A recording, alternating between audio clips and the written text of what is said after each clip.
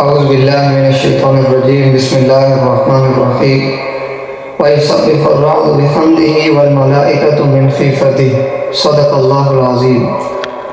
اللہ تعالیٰ کا ارشاد ہے کہ رات وہ فرشتہ اس کی تسبیح کے ساتھ اس کی پاکی بیان کرتا ہے اور دوسرے فرشتے اس کے خوف سے اس کی پاکی بیان کرتے ہیں۔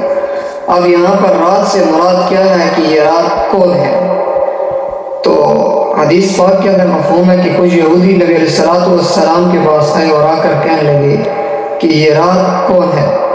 اللہ کے نبی نے فرمایا رات ایک فرشتے کا نام ہے، اس کے ہاتھ کے اندر آگ کا کوڑا ہوتا ہے اور وہ بادلوں کا نگران ہے۔ اللہ تعالیٰ کا جہاں پر حکم ہوتا ہے وہاں پر بادلوں کو لے کر جاتا ہے، تو یہ رات فرشتے کا نام ہے۔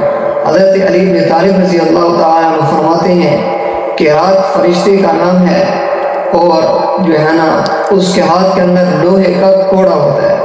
اب پہلی حدیث کے اندر آگ کا کوڑا بتایا، ادھر جو ہے نا آگ کا کوڑا بتایا، تو اس کے اندر تطبیق کیا ہے؟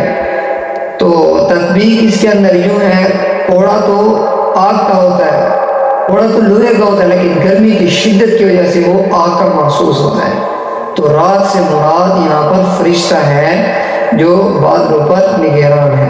اللہ تعالیٰ ہمیں جو ہے نا فرشتوں جیسی صفات کے ساتھ ان جیسی تعریف اللہ تعالیٰ اپنی کرنے کی توفیق عطا فرمائے۔